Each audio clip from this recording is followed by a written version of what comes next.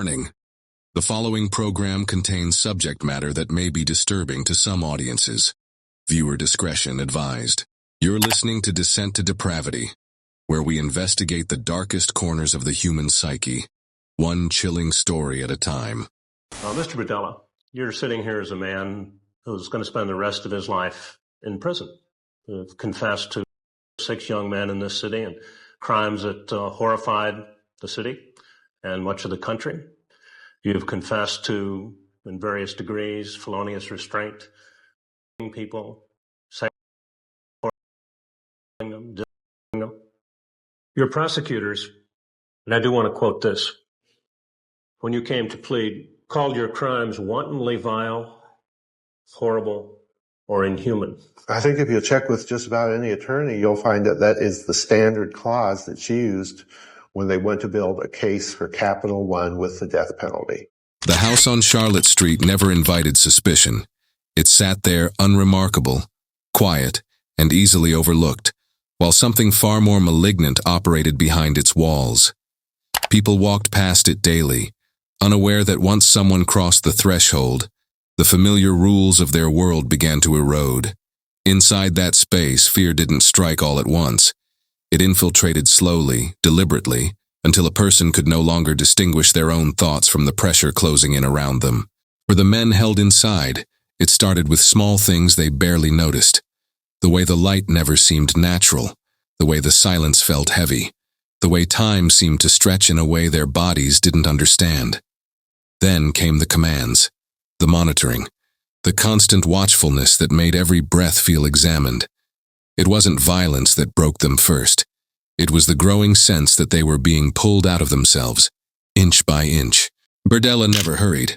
He waited for the precise moment a person understood that whatever control they once had was gone.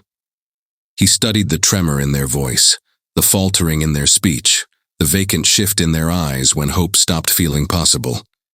He pushed limits intentionally, applying just enough pressure to make them doubt their own perceptions. The house amplified that doubt. It drained their sense of time, blurred their memories, and eroded any remaining certainty. In the end, the only thing they could rely on was the fear tightening in their chest. When the surviving victim finally broke free of that house, he wasn't escaping a single act of violence. He was running from physical torture, sadism, and a level of psychological torment that had stripped him nearly to the edge of collapse. The way he moved, the way he spoke, the way he struggled to stay present all made it clear that something far more calculated had been happening inside those walls. His escape forced investigators to confront a reality no one in the neighborhood had imagined, and it raised a deeper question. How did Robert Berdella become someone capable of creating that kind of environment? Robert Andrew Berdella Jr. was born on January 31st, 1949, in Cuyahoga Falls, Ohio, a suburb that seemed peaceful from the outside but proved uniquely hostile to a boy whose differences became targets before he understood what difference even meant. His father, Robert Berdella Sr., worked long, grueling hours as a die maker at the Ford Motor Company, precise work that demanded mechanical discipline, emotional restraint, and the kind of rigid self-control he insisted his sons mirror. His mother, Mary Berdella, tried to maintain a conventional Catholic household, but the atmosphere inside their home never resembled the warm, forgiving picture the church painted. Robert grew up beneath a constant pressure system, expectations he could not meet, punishments he could not avoid, and a lingering awareness that he was not the son his father wanted. From a young age, Robert was frail, nearsighted, and plagued by illnesses that kept him inside when other children were building alliances on playgrounds. His thick glasses earned him ridicule at school. His awkward gait and solitary nature marked him instantly as a target. Berdella later described those early school years as a private battleground, where he was routinely shoved, mocked, and excluded. While other boys formed bonds through sports and neighborhood rituals, Robert retreated into books and television, finding refuge in stories where power could be seized quietly, where control belonged to those who observed rather than participated. He learned early that silence could be a weapon and withdrawal a strategy. The tension inside the Berdella home intensified as he grew older. His father favored his younger brother, Daniel, who had the athletic ability and personality Robert lacked. Robert felt that comparison every day, sharp, implicit, unmistakable. His father's discipline bordered on authoritarian, and Robert learned to study the man's moods with careful precision. He memorized the tempo of approaching footsteps, the difference between a question and an accusation, and the exact tone signaling when silence was safer than speaking. These early habits, observation, calculation, emotional dissection, became the psychological architecture that would later define his crimes. As adolescence took hold, Robert retreated even further into isolation. He was bullied relentlessly, called names, shoved into lockers, and denied any access to the social rhythms other teens took for granted. In this period, Berdella's internal world began to diverge sharply from ordinary teenage fantasy. He immersed himself in dark literature, medical texts, and films that fixated on captivity and control. Most notably, he encountered the 1965 film The Collector, a story about a socially isolated man who kidnaps a woman and justifies his violence as a form of companionship. Berdella would later admit this film did more than disturb him. It embedded a blueprint. He said it left a major impression, resurfacing in his memory years later when he transformed fantasy into method. School offered little sanctuary. Berdella's teachers noted his intelligence, but they also noted his coldness, his discomfort with peers, his sharp, guarded demeanor.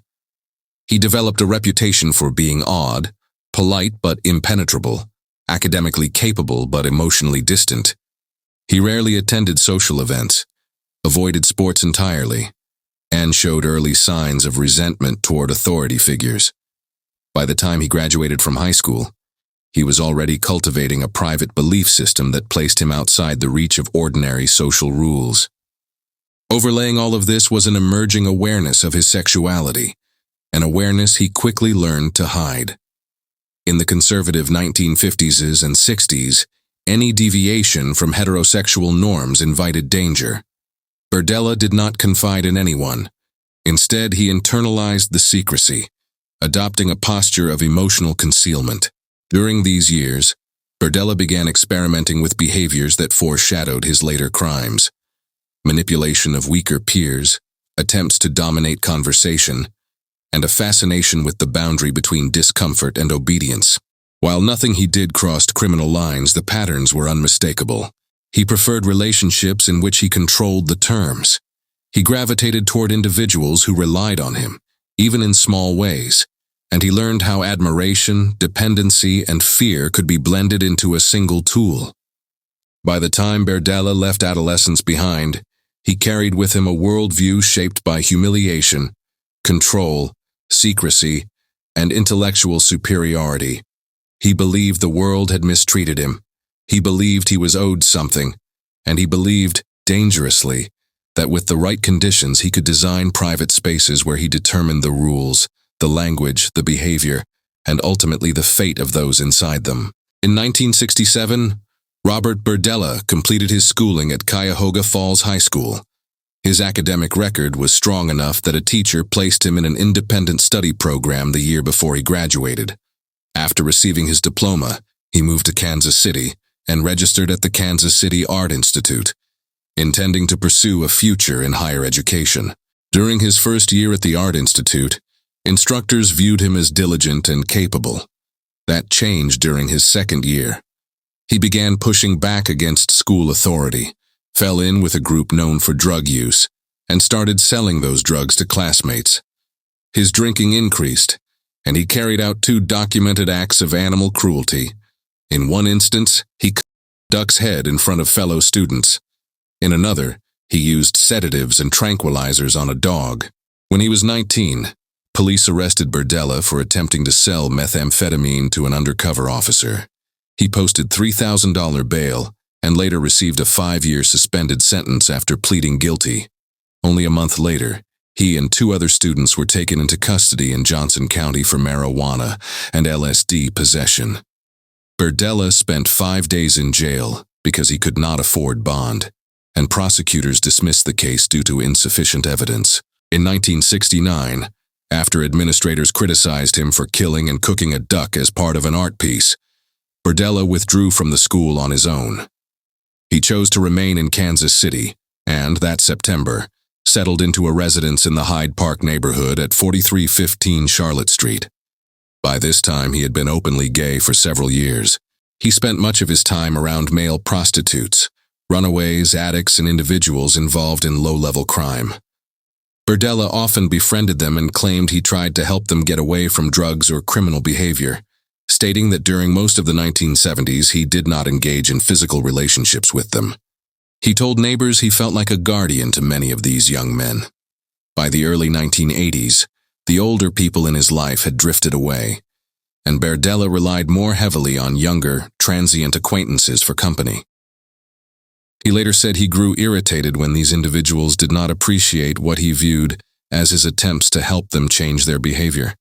Despite those statements, Berdella routinely had sexual encounters with the young men he took under his wing.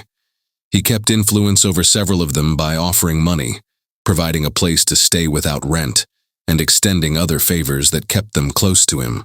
1982, Berdella leased a booth at the Westport Flea Market, naming it Bob's Bizarre Bazaar, where he dealt in primitive art, jewelry, and assorted antiques. The booth sometimes generated strong income, but not reliably enough to cover all his costs. To compensate, he occasionally stole or scavenged items for resale and allowed lodgers to stay at his Charlotte Street residence to help with expenses. While working at the flea market, Berdella became acquainted with merchant Paul Howell, whose booth was next to his. Through Howell, he met the younger son, Jerry Howell. Although Jerry and his friends initially mocked Berdella for being openly gay, Berdella later claimed that Jerry eventually told him that he and his friends sometimes worked as male prostitutes. By the early 1980s, Paul Howell had moved his business to a storefront near 39th and Main Street, where the family lived in an apartment above the shop. Berdella stayed loosely connected to the family and occasionally helped Jerry with minor legal troubles. By the summer of 1984, Jerry Howell was 19 years old. By the time Jerry Howell climbed into Berdella's car, July 5, 1984, a quiet hostility had already been building beneath the surface. Berdella had grown bitter toward Freddie Kellogg and Foster Simmons, two men he believed had drained him of money, favors, and time. He brought up the Camaro he had repossessed from Kellogg, a dead machine hidden away in Parkville, waiting for someone to coax it back to life. Howell had agreed earlier in the day to ride out there with him, but the plan changed the moment Howell opened the passenger door. He told Berdella he wasn't interested in Parkville anymore. He needed to be at a dance contest around 7, and he wanted to party first. The request for pills came almost immediately. Berdella obliged, offering up Valium and Ace Promazine from his stash. They picked up a 6-pack of Coors, and Howell began swallowing tablets one after another before they ever reached the house on Charlotte Street. The deeper the night sank, the more Howell asked for. Inside the house, he wanted stronger chemicals, something that would fog out the rest of the world. Berdella later admitted he lied about the potency of the pills he handed over next. He chose doses heavy enough to crush Howell's awareness. Within minutes, the effects took hold: slurred words, uneven balance, a slow collapse into the bed upstairs. Berdella believed Howell owed him. For rides, for money, for broken promises. Howell had said he'd help repay those debts more than once, then simply walked away from the agreement. Tonight, when he refused to go to Parkville, something inside Berdella snapped. Outwardly, he kept his voice steady. Inside, anger surged. The upstairs bedroom swallowed Howell whole. The diary, one of the many items detectives would later recover, recorded the timeline without emotion. 6:40 p.m. Howell went fully under after downing pill after pill. His body slackened across the bedding, and his breathing grew thick and uneven. 20 minutes later came the next step. The entry marked 7 p.m. referred to 1cc/pH arm, a note that corresponded to a strong tranquilizer originally given to Berdella by one of Howell's friends. They disliked the drug because it hit hard and fast. Berdella injected it directly into Howell's arm, while the young man was already unconscious. There was no resistance. Howell had already left the world behind. The upstairs room stayed silent except for the diminishing sound of breath, the timestamp, the chemicals, the quiet obedience of a body too overwhelmed to fight. Every detail of the night unfolded in the neat, dispassionate handwriting of the man who recorded it. And as the sedatives spread through Howell's bloodstream, the house at 4315 Charlotte Street settled into the kind of stillness that comes only when someone inside it can no longer move, speak, or wake. By the time the upstairs bedroom settled into its nighttime stillness, Jerry Howell's consciousness had already been stripped away by the mix of pills and the injection given at 7. But Berdella wasn't finished. The diary, later recovered by detectives, showed that the first injection only marked the beginning of a sequence he had already decided to follow. The next entries came in rapid succession. 7:25 p.m., another injection. 7:30 p.m. 2 shots of chlorpromazine pushed directly into Howell's system. 7:55 p.m. 3 shots of chlorpromazine, forcing his body deeper into chemical paralysis. An additional 11 shots of chlorpromazine, this time delivered into the muscle of the lower body. Each dosage was recorded the instant it was administered, the handwriting steady, deliberate, unhurried. By 8:40 p.m., the diary shifted from individual injections to totals. 29 injections of chlorpromazine circled in the margin, marking the cumulative amount Howell had been forced to absorb. Minutes later, another 11 injections was noted without comment. Then came the entry that changed everything, 8:45. Tied. This was the moment Jerry Howell stopped being a struggling body and became something far more helpless. Secured spread out across the bed, wrists and ankles lashed to keep him from even unconscious movement. Before the restraints, his body had still twitched involuntarily, reacting to the chemical storm pumping through his veins. Afterward, nothing. Total stillness. The drugs had collapsed whatever remained of his ability to resist, and the ropes made sure he would never reclaim it. The entries that followed, marked at 9:10, used the letter F. Investigators later confirmed this was Berdella's code for assault.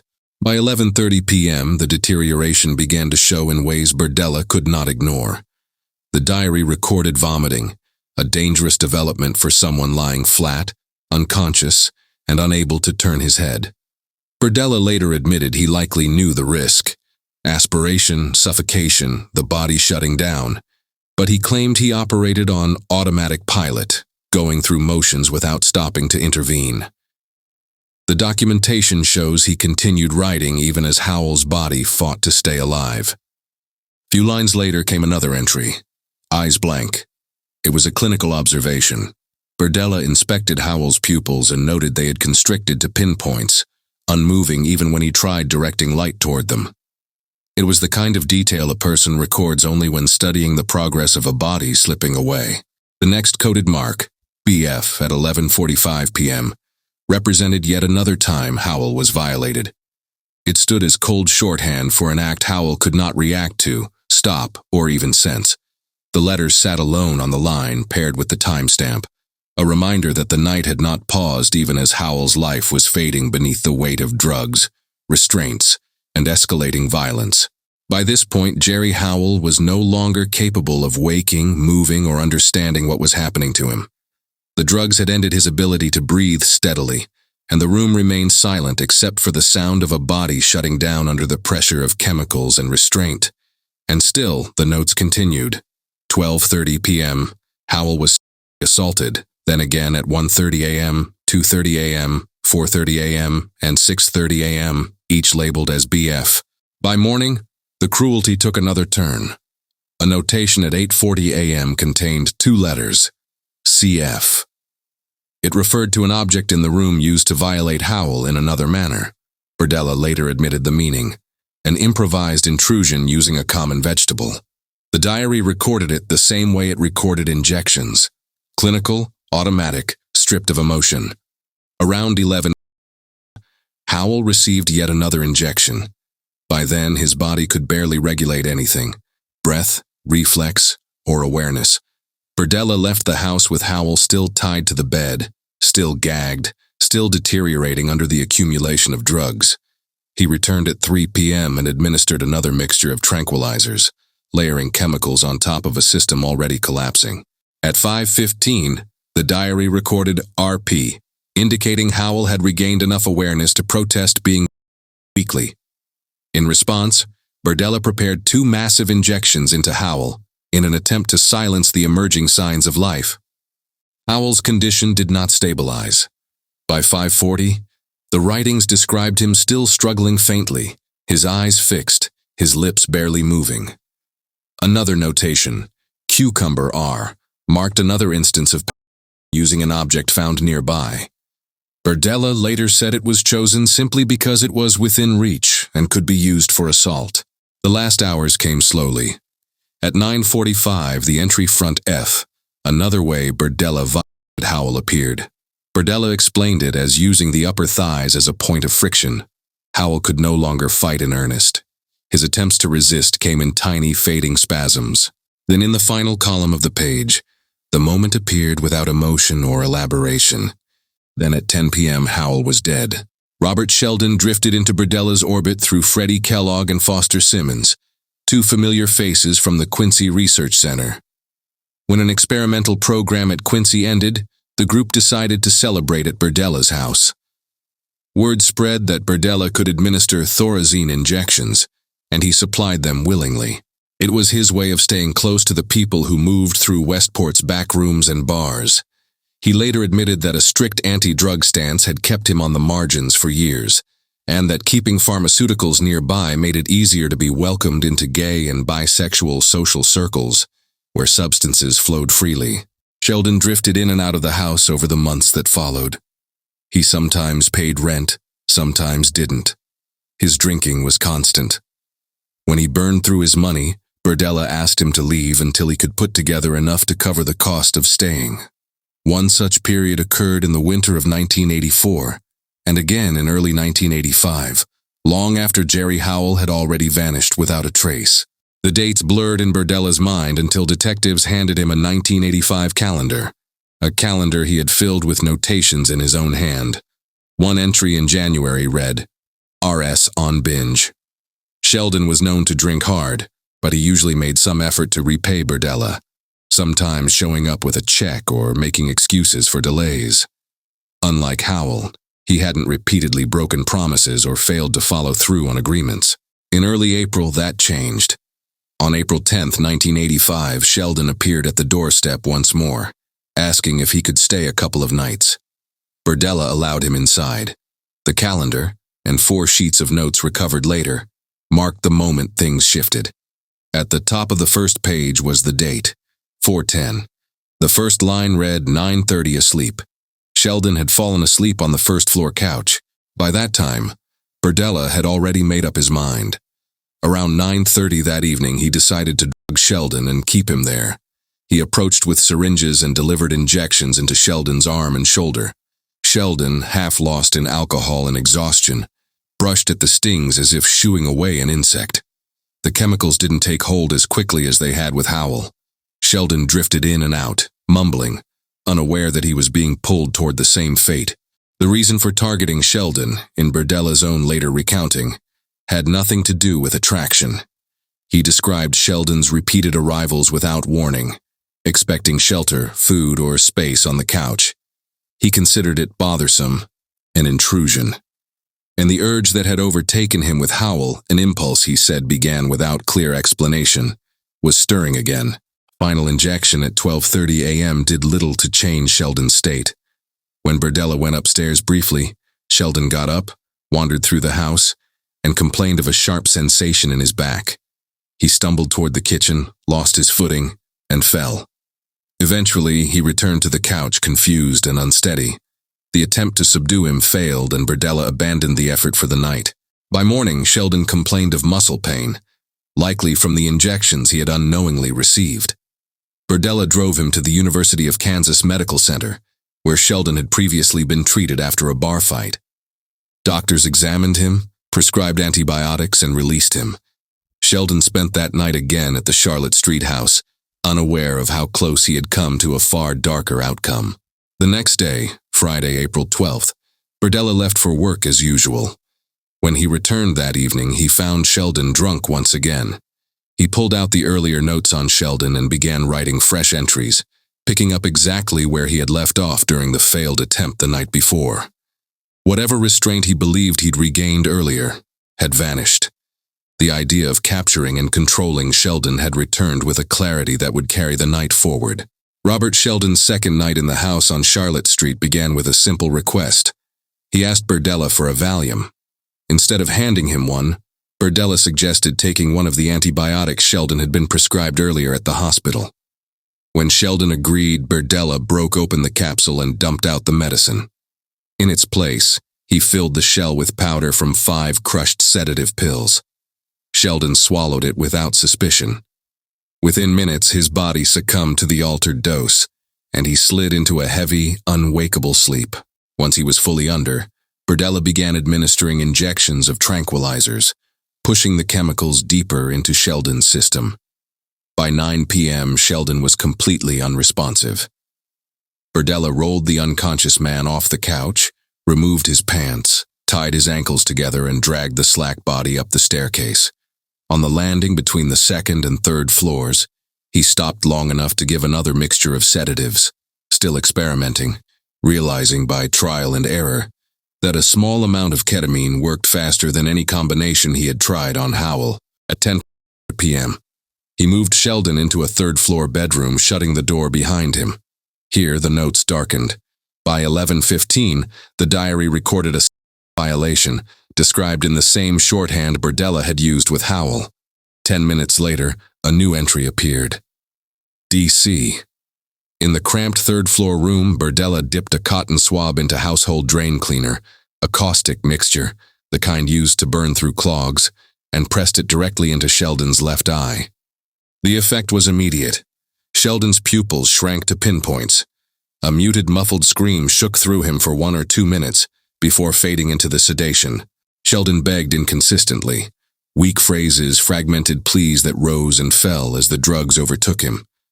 None of it slowed what came next. Berdella documented a soap and water enema, followed by another assault using a household vegetable, recorded with the same shorthand as Howell's torture logs. The objects, the chemicals, the restraints, all of them were methods of domination, not gratification.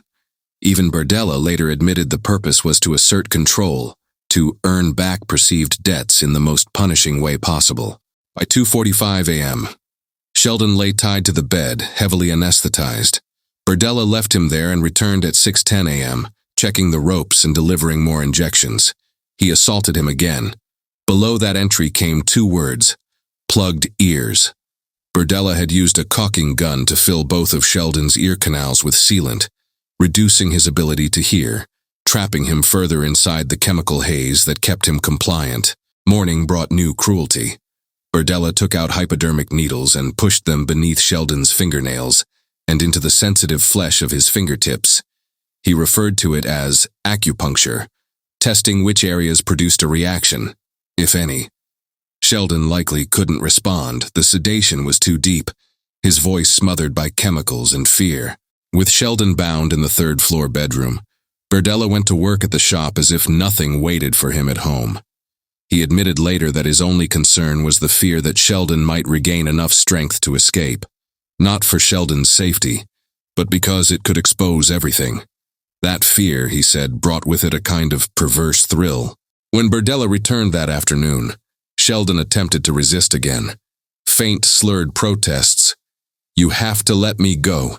You can't do this," rose from the bed. Berdella answered by striking him in the back of the head with a rubber mallet. The injections continued. One syringe contained only sugar water, which Berdella believed might provide nutrient value to keep Sheldon alive longer. Later that night at 3 a.m., the notes shifted to a new abbreviation, EK. This marked the first time Berdella used electrical torture. He anchored wires to Sheldon's skin by inserting 2 hypodermic needles into his body, one in the shoulder, one in the back, and then clipped the cables from the transformer onto the exposed needles. When he switched the device on, current surged directly into muscle and nerve. Berdella shocked him for several seconds at a time, adjusting placement, testing the response. He stopped after only a few minutes and went to sleep. When morning came, he assaulted Sheldon again, then left for the flea market between 10 a.m. and 5 p.m. After work, he returned to the room and continued. He bound Sheldon's wrists with piano wire, tightening it enough to damage the nerves so that if he ever untied him, Sheldon's hands would be useless. On Monday, April 15th, Berdella left for a trade show downtown. When he returned, he saw Philip Bukovich working on the roof outside, just as they had arranged weeks prior. The sight of another man on the property forced his decision. Sheldon, still bound in the third-floor bedroom, was a risk. Berdella climbed the stairs, retrieved a roll of plastic trash bags and pulled one free. He slipped the bag over Sheldon's head and cinched it tightly around the neck with a rope or sash. Sheldon, unable to see, breathe, or fight, suffocated where he lay. Berdella stayed in the room long enough to take one photograph of Sheldon's final moments.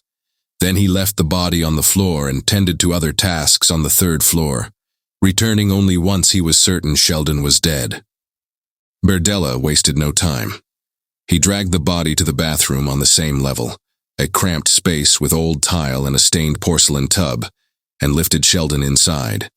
From there, everything unfolded with the same clinical detachment used throughout the captivity. He took out a razor blade and opened the skin around the major joints, small, strategic cuts meant to release the remaining blood. It pooled beneath the body and drifted down the drain in slow, diluted spirals. Berdella waited 4 or 5 hours, letting gravity and time finish what the blade had started. When the body drained to his satisfaction, he returned with a boning knife, additional razor blades, and a bow saw. The first night, he removed the arms and legs, working with a deliberate slowness that suggested familiarity rather than panic. He left the remaining torso and head in the tub overnight, the tile floor cold, the house silent, the body waiting for the next step. The following evening, he completed the dismemberment. Each section was wrapped carefully, sealed to prevent leakage, and carried down to the basement, where the cool air would delay decomposition and limit the odor that might seep into the rest of the house. He had learned from Howell's disposal that concealment required timing and temperature. But Sheldon's head received different treatment. Rather than sealing it with the rest, Berdella placed the head into a trash bag, set it in an upright freezer on the back porch, and left it there for several days. When he finally retrieved it, he carried it into the backyard under cover of night. Before burying it, he removed the skin and hair, reducing the likelihood anyone would identify it should the ground ever give way. He then hid it beneath the soil, returning inside as if completing an ordinary household chore. The rest of Sheldon's remains stayed in the basement until the following Monday. Once again, Berdella brought the bags to the curb just before the garbage truck's arrival. And just like Howell, Sheldon disappeared into the city's refuse system without a trace, lifted, compacted, and carried to a landfill where nothing could be recovered. Investigators later reviewed 19 photographs associated with Sheldon. They were unlike anything they had seen before. One captured the moment electricity, 7,700 volts from the transformer, stiffened Sheldon's entire body. Others documented the chemical injections, the restraints, and the staged assaults. Each image matched the entries from Berdella's notes with chilling precision. Even hardened detectives struggled to remain expressionless. The photographs showed not chaos but order, not frenzy but structure. Everything about the scene suggested a man who had mapped out the night long before it began. And Sheldon, like Howell, vanished from Kansas City without anyone knowing where he had gone. In June, Berdella encountered Mark Wallace, a casual acquaintance who had helped with yard work, seeking shelter from a violent storm in his tool shed. He brought Wallace inside and quickly recognized how tense, withdrawn, and unstable he appeared. Exploiting that vulnerability, Berdella offered him an injection of chlorpromazine under the pretense that it would help him calm down. Wallace agreed, unaware that within the next half hour, Berdella had already decided to keep him from leaving. Wallace was taken upstairs, where his condition deteriorated under a series of escalating abuse. meant to keep him conscious and compliant. Berdella later admitted to using electrical stimulation and repeated needle insertions across Wallace's back in what he described as experimentation. Less than a day after the ordeal began, Wallace stopped breathing. Berdella recorded the death as occurring at 7 p.m. on June 23rd, attributing it to a combination of drugs, restraint, and oxygen deprivation. Walter James Ferris entered Berdella's life through Gene Shaw, another Westport regular, who drifted through the flea market booths. Ferris and Shaw bought chlorpromazine from Berdella at one point, later trading it back to him for marijuana. The exchanges were casual until early 1985, when Independence police questioned Berdella about a drug sale. He immediately suspected Ferris and Shaw had set him up. From that moment forward, resentment simmered. He didn't see either man again until September 1985, months after Howell, Sheldon, and Wallace were already dead. On September 24th, Berdella picked Ferris up hitchhiking. That brief encounter set off 2 days of interactions, late-night calls, drop-ins, and the pair rummaging through Berdella's belongings while stoned, that scraped at Berdella's nerves. By September 26th, the irritation had turned into something sharper. Ferris and Shaw had broken into the house the night before, wandering the rooms until sunrise. Later that day, Ferris called, asking Berdella to meet him at the Midnight Sun, a gay bar in Midtown Kansas City. Berdella was exhausted, still entangled in his ongoing attempts to track down Kellogg and Simmons over money disputes, but he agreed to meet Ferris anyway. His log would later mark the moment simply, 7:30 bar, Ferris. Ferris asked if he could stay at the Charlotte Street house again. Before going over, he wanted to stop at his own home to collect some clothing and personal items. The intent to capture Ferris had already hardened by then. The combination of property damage, drug-steeped behavior, unannounced visits, and suspected betrayal had pushed Berdella into the same mindset that led to his previous victims. Ferris was unreliable, intrusive, and, most importantly, unconnected enough that his disappearance would draw little immediate attention. They left the bar, retrieved Ferris's belongings, and drove to the Charlotte Street house, arriving around 8:30 p.m. Berdella prepared a simple dinner, microwaved burritos and chili, but the chili Ferris received had been altered. While heating the food, Berdella crushed multiple tranquilizer and sedative tablets into a fine powder and stirred them into the serving. Ferris had also asked for 2 Valiums, which Berdella supplied. The combined effects hit quickly. Ferris carried the plate upstairs to the second-floor bedroom and ate on the bed. Within minutes of finishing, he lost consciousness. By 9 p.m., he was snoring heavily. Berdella removed Ferris's clothing, then tested him with a needle to see whether the body registered pain or movement. Ferris didn't twitch.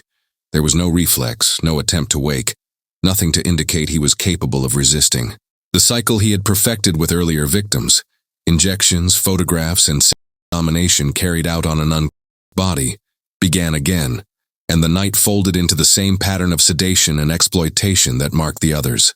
Once Ferris was unconscious, Berdella moved methodically, as though settling into a routine he no longer had to think about. The restraints came first. Wrists secured, ankles bound, gag fastened in place. Even sedated, Ferris gave small instinctive movements, a twitch of the legs, a strained breath, faint attempts to pull away. They didn't stop anything. Through those early hours, Berdella subjected him to escalating violations, using whatever objects were closest at hand. It was mechanical, detached, and performed with the precision of someone rehearsing a sequence rather than improvising one. By midnight, Ferris's resistance, small, weak but present, angered him. Berdella retrieved the transformer again, this time improvising new electrodes from metal spatulas from his own kitchen. When the current surged, Ferris jerked and mumbled broken fragments of protest. His sentences fell apart in the space between breaths, fevered and incoherent, but the intent was unmistakable. Fear, confusion, disbelief. Berdella shifted the charged metal across Ferris's body, touching down on his shoulders, buttocks, and groin, moving the arcs of pain without ever turning off the current. It let him work faster, unhindered by reconnecting wire leads. The shocks lasted only a few minutes per session, but they were enough to break Ferris's already eroding senses. The transformation from man to captive was nearly complete. As the night tightened, Berdella threaded hypodermic needles into the most sensitive regions of Ferris's body. His warped version of acupuncture, testing which nerves still reacted beneath the chemical fog. Ferris stirred occasionally, prompting Berdella to redose him with tranquilizers. Moments later, he would slump again, defeated by the drugs. By 5 a.m., Berdella noted that Ferris began to move more freely, so he struck him with short bursts of electricity and kept injecting him. Dawn rose while Ferris remained sprawled on the bed, gagged, bound, and sinking deeper into drug-induced delirium. The torment didn't stop until Berdella left for work at 10:45 a.m., leaving Ferris tied and fading in the upstairs room. When Berdella returned later that day, he resumed as if picking up an interrupted project. At 4:45 p.m., he suddenly decided to take his temperature, recording it as 99 degrees. This tiny spike became another excuse to experiment. He injected Ferris with penicillin, as though he were treating a patient rather than dismantling one. Then he checked Ferris's pupils, documenting their responses like a student in a laboratory. By evening, Ferris was barely conscious at all, slipping in and out of awareness, struggling to lift himself for even seconds at a time. Berdella's notes show the assaults continued late into the night, with Ferris giving only faint, disjointed objections. At 11:15 p.m., then again at 11:30, Berdella recorded more assaults. Ferris's voice, once furious and confused, had shrunk to fractured sounds. Berdella wrote the grim line beside them. Unable to sit up more than 10-15 seconds, by midnight there was nothing left to fight. Berdella checked on him again and found his captive lifeless. No movement, no breathing, no pupil response. In his logbook, he marked the moment with a single number. 86, the restaurant shorthand meant finished, discarded, ended. Ferris had died late in the night on September 27, 1985, after nearly 2 full days of chemical sedation, restraints, electrical shocks, physical trauma, and forced compliance. Berdella untied the body, dragged it to the third-floor bathroom, and followed the same ritual he had already perfected. Razor cuts to drain the blood, a long wait for gravity to do its work. Then the dismemberment, efficient and practiced, made easier, he later remarked, because Ferris was physically slighter than the others. No part of Ferris was kept. Everything, remains, clothing, bindings, was sealed in trash bags and carried to the curb before dawn, exactly timed for pickup. Just another load of Kansas City garbage, swallowed by a landfill before the sun was fully up. Todd Allen Stoops was 23 when he crossed paths with Berdella for the last time. He had known Berdella before, staying twice in the house with his wife during unstable stretches in 1984. But after drifting out of that temporary refuge, their lives diverged. It wasn't until June 17, 1986, at Liberty Memorial Park, that their paths converged again. Stoops was thin, restless, and desperate for drug money. When he mentioned needing $13, Berdella used the moment, offering lunch, shelter, and the promise of sex in exchange. Stoops followed him home, unaware he would never leave. What set this captivity apart was desire. Berdella openly admitted later that he found Stoops physically compelling and that attraction fed something far more dangerous. The restraint, the schedule, the chemical control. Everything escalated because he wanted Stoops compliant, weakened, and fully dependent. What started as sedation became a 2-week descent, engineered by someone who blended lust, domination, and cruelty into one seamless routine. The early days were punctuated by calculated steps designed to take away Stoops's strength. The drugs were measured to keep him docile. The restraints tightened. The mood of the house shifted from opportunity to ownership, and Berdella began testing thresholds. How much pain, how much fear, how much obedience he could extract before Stoops broke. He gradually increased Stoops' terror, attempting to make him a cooperative and incapacitated. Before long, the violence intensified. Berdella used electrical shocks directly against Stoops's closed eyes, aiming to blind him and remove one more means of resistance. To silence him, he forced drain cleaner into his larynx, burning the tissue and strangling the voice he didn't want to hear. Each new method wasn't spontaneous. It was a steady climb toward total control. By the second week, Stoops was exhausted, shaking and begging for basic needs. One afternoon, he asked for a sandwich and a drink, nothing more than the smallest mercy. When Berdella refused, Stoops collapsed into tears. His body was failing, and every day his ability to fight back slipped further away. The injuries added up. On June 27th, the assault reached a catastrophic point. The internal damage to Stoops's wall ruptured, creating an infection that his weakened body had no way to fight. Discharge, fever, and sepsis followed. He grew pale and incoherent. By the final day, Stoops couldn't even sit upright without choking on his own breath. His lungs strained for air he could no longer pull in. On July 1st, 1986, 2 weeks after he walked through Berdella's door, Stoops died in the upstairs bedroom. A forensic pathologist later confirmed that the torn internal wall triggered septic shock, and his body simply shut down under the weight of infection and trauma. Berdella treated the remains no differently than the others. He waited, then carried the body to the bathroom, methodically dismembered it, and sealed the parts inside trash bags. By morning, Todd Stoops, his life, his suffering, everything, was gone, buried somewhere beneath Kansas City refuse. Larry Wayne Pearson was 20 years old when he wandered into Berdella's Westport shop in the spring of 1987. What began as a harmless conversation, Pearson reminiscing about childhood fascinations with witchcraft and magic, turned into a friendly acquaintance. He drifted into Berdella's house not long after, helping with chores to cover rent, moving through the rooms as casually as dozens of troubled young men had before him. Nothing at first suggested he was destined for the basement. Berdella later claimed he had no plan to capture Pearson during those early days. But on June 23rd, just 2 weeks after bailing Pearson out of jail and watching him show no intention of finding steady work, something in Berdella shifted. The two spent that afternoon watching Creepshow 2, eating lunch and driving aimlessly through Kansas City.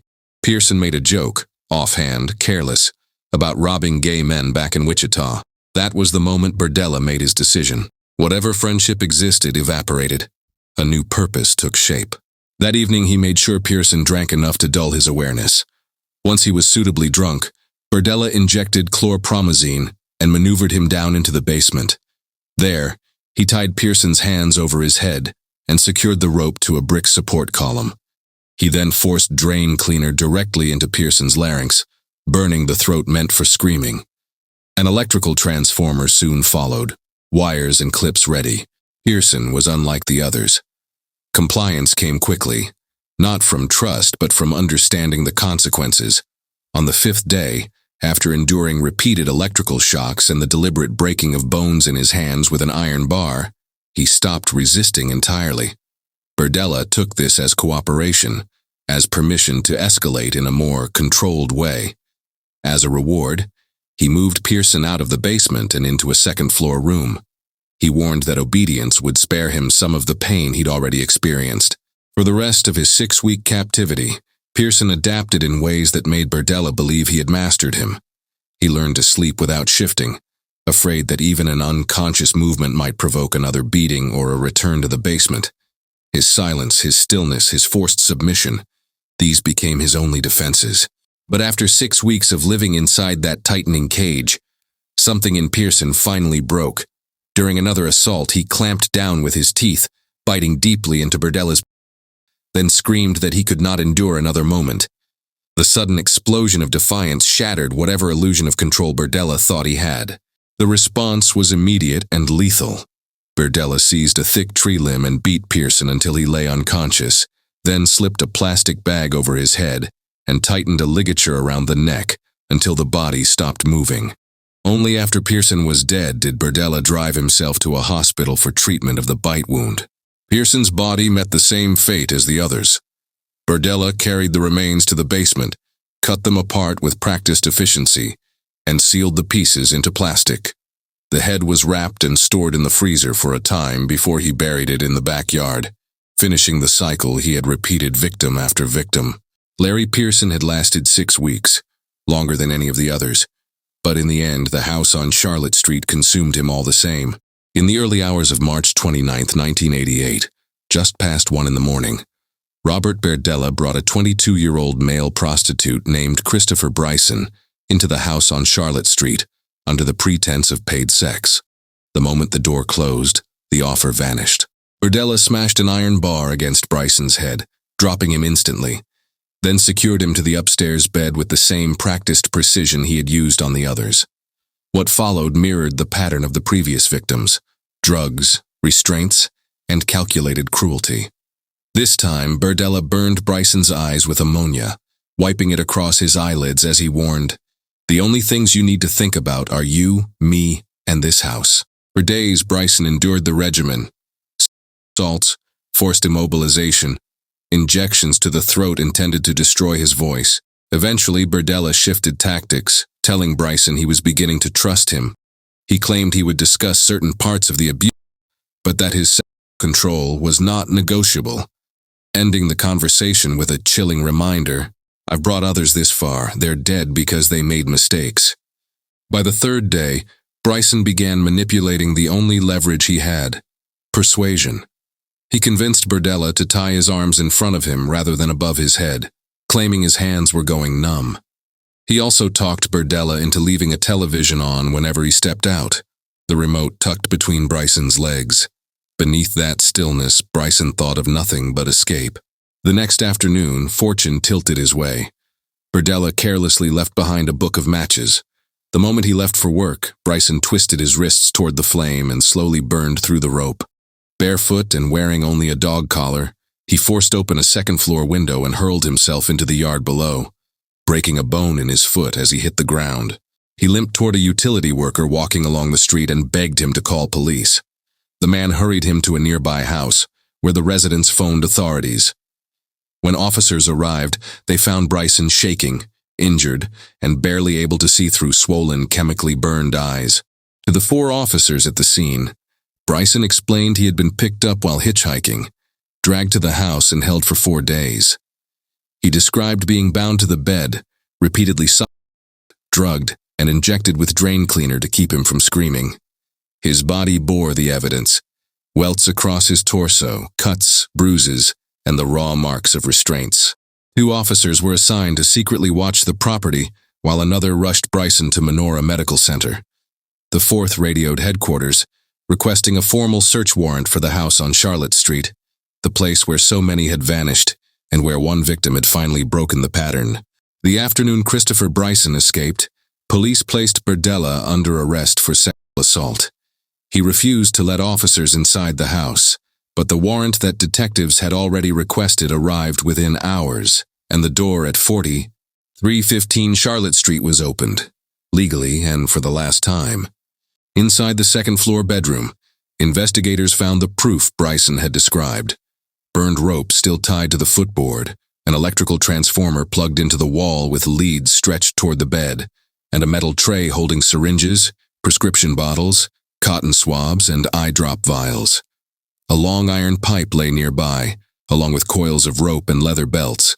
The posts of the bed were rubbed raw from earlier struggles. As officers spread through the house, the darkness of the property deepened. A human skull was found tucked inside a closet upstairs. In the backyard, they uncovered a partially decomposed head. Down a hallway, investigators opened envelopes containing loose human teeth, and on a shelf nearby lay vertebrae marked with cuts from blades, evidence of both knife work and hacksawing. In the basement, a hacksaw and miter saw waited beside a chainsaw smeared with blood, tissue, and pubic hair. Luminol illuminated the concrete floor and plastic trash barrels in sheets of glowing blue, large stains of long-cleaned blood. Polaroids were everywhere. 334 instant photos and 34 snapshot prints documented men alive, drugged, restrained, dying, or already dead. Some were clearly Bryson. Others were masked in angles, but unmistakably suffering. Beside them lay chains, cuffs, improvised devices, narcotics paraphernalia, hypodermic needles, pornographic magazines, and a book on drug chemistry. On top of a dresser sat a stenographer's pad filled with detailed torture logs, each victim's torment itemized in Berdella's writing. In another closet, detectives found newspaper clippings about Jerry Howell's disappearance and a wallet and driver's license belonging to James Ferris, both long missing. Before the search ended, KCPD assembled a special task force, 11 detectives and a sergeant, to focus exclusively on the widening horror. As they charted Berdella's history, they learned he had long been known among hustlers and runaways as someone to avoid. Rumors of drugging, injecting, and violent sex had circulated for years, along with whispers that he was connected to the disappearances of Howell and Ferris. Missing person files confirmed both suspicions. Berdella had been interviewed during each disappearance but shut down questioning, demanding an attorney and threatening to accuse police of harassment through his lawyer. The Polaroids forced the truth out. Ferris's wife identified her husband in several of the photos, some taken after his death. Paul Howell identified a picture of a young man hanging upside down in Berdella's basement as his son. Other images showed men the task force could not immediately name, prompting detectives to begin identifying each figure and determining whether they were alive. Because several pictures included parts of the photographer's own body, a judge issued an order on April 13th requiring Berdella to pose nude so angles and body shapes could be compared to the original photos. Dozens of male names had been scrawled across notepads in the house, and detectives followed each lead. One name, Freddie Kellogg, gave the investigation its first living window into Berdella's private world. Kellogg disclosed that he and several other young men had stayed with Berdella over the years. Drugs were freely administered, often intravenously, and sex was expected whether they consented or not. Kellogg admitted he was asked to lure other young men to Berdella's house for parties, so Berdella could drug them. If anyone was suspected of informing for police, Berdella used that threat to control them. Kellogg identified 3 of the men in the Polaroids: Todd Stoops, Robert Sheldon, and Larry Pearson. Detectives quickly confirmed that Pearson had been bonded out of jail by Berdella for $30 in June 1987, and that no further trace of him existed except for a hospital report where Berdella, under the name Larry Pearson, claimed a man had bitten his penis during oral sex. Employers of Robert Sheldon confirmed he vanished in April 1985, leaving behind years of reliable attendance with no explanation. After the search ended, Berdella was officially informed of the discoveries. That same afternoon, he was again ordered to pose nude for evidence comparison. During his first formal attempt at interrogation, he invoked his right to silence and refused every question. When investigators later sought handwriting samples to match the torture notes, he again refused, earning a 6-month contempt of court sentence. The facade was finished. The photographs, the bones, the tools, the logs, the stains in the basement, every piece told a story he could no longer outrun. Once confronted with the evidence taken from his home, Berdella abandoned denial and coolly walked investigators through every abduction, assault, and killing, using his torture logs as reference. His confession was clinical and emotionless, confirming 6 murders and the methods behind each one.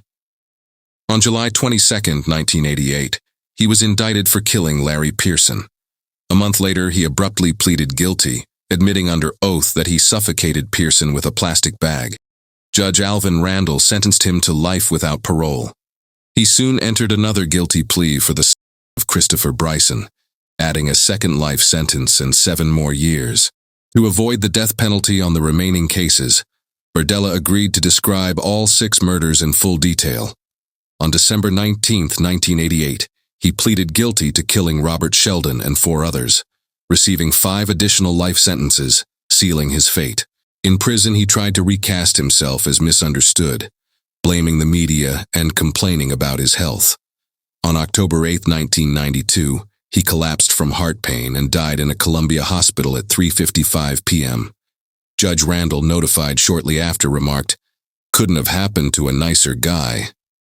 Psychological evaluations later confirmed what his crimes had already shown. He was a sexual sadist who never expressed remorse, referring to his victims only as play toys.